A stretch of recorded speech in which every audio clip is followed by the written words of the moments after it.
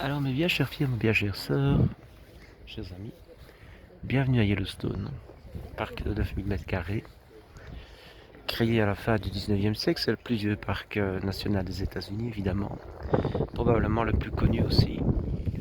Et au départ il avait été créé pour préserver un certain nombre de phénomènes naturels, essentiellement les geysers mais aussi les sources chaudes de soufre.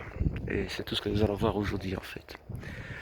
Mais petit à petit, avec le temps, la nécessité de c'est un immense territoire de 9000 m², donc à peu près un peu plus petit que la Flandre, on va dire 3 provinces belges, ou 2 départements français, ou 3, ça dépend, sans compter l'Île-de-France. Hein, bon.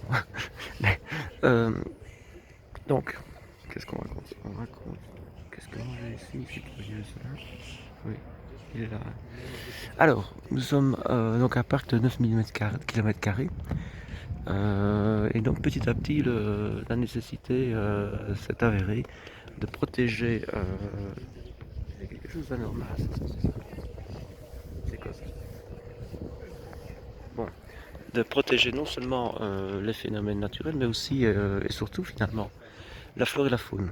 La faune essentiellement de grands mammifères, et notamment le grizzly, qui n'a plus que cet endroit pour vivre. Donc, grizzly étant une sous-espèce, on va dire, d'ours, qui ne vit plus qu'ici, de manière sauvage. Pas confondre avec l'ours brun, évidemment. Et voilà, nous sommes devant ici notre Old Faithful, qui est le geyser le plus connu du monde. Vous devez savoir que Yellowstone abrite les 2 tiers des geysers du monde. Il y a peu de pays, c'est pas l'Irlande, l'Islande. On observe également certains geysers, et puis des régions beaucoup plus inhospitalières. Et puis, qu'est-ce que je vous dirais encore de manière générale? Le parc a été créé dans les années 1870, juste après la guerre de sécession. Et ça marque aussi assez fort l'esprit.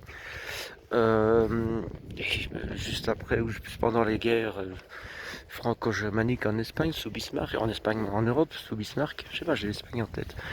Et voilà, ça montre un peu la préoccupation. Ça, c'est intéressant à voir. Les États-Unis, étant à l'époque fort isolationniste, étant un petit peu la puissance montante, mais qui n'avait encore eu que leur fameuse guerre civile de sécession.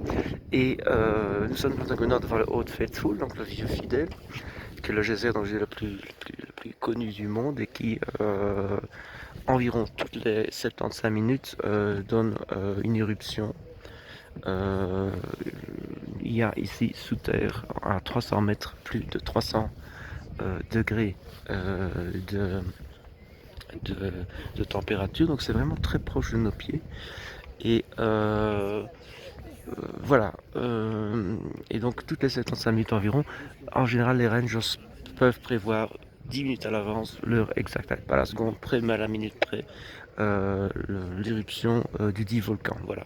Ce qui est embêtant, c'est que je dois aller à la toilette. Bon, problème. Ah, ça sonne.